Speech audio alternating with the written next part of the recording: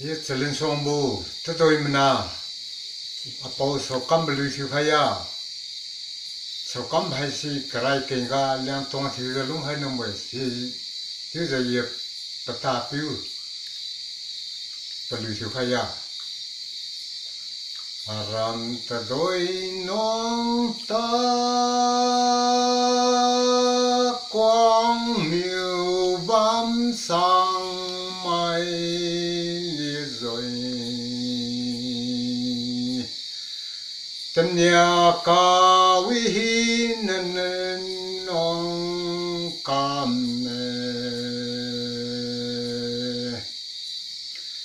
cái cồn bà bao thôi ca vi long tân dê ca hồ long sang mi ngân ca la ma kia khâu la bùi buông ha wang apum du can za liu sa linh kyang tra ha sa li lên pan sen riu thank you the sang mi ca men ca wang si ma za li then ze tai ca ri nai a pi ve pan a ken ra hung ze zong ma za za li rồi niu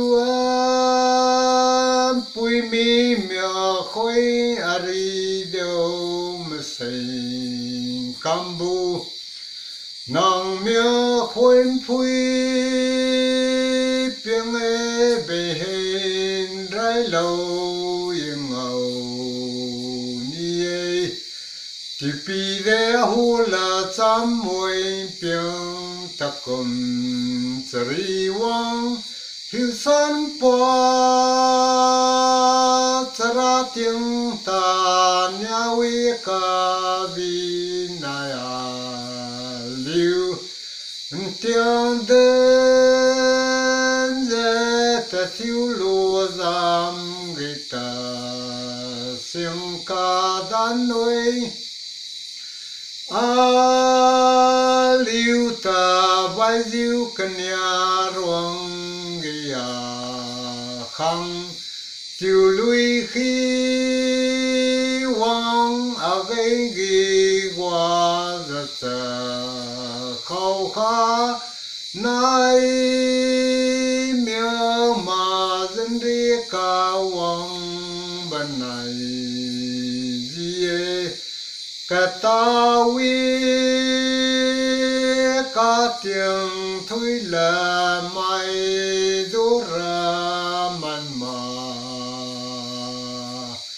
wang mai say lên khay phiêu chăm chiu đi nè mình nhưng lối ra cả lâu nào man ta a liu ta tiêu bùm khia cả lù thân mà nguy lâu mai đua con ra bao bên ri wang ta gì bằng gai sa quên da ru xem ra mà liu và mê nang de si lâu hầu ra liu yom pum man huy vam điềm vam huy mà ghé nang mai kia xây lên dèm lan ngô tiếng thang khay lao say lui thiếu de dam ra niu e riêng tu sông cả lukum sagi lên ra tàu mà ghé akil loam boy mà sinh rai lui mà xí rồi thôi kia nào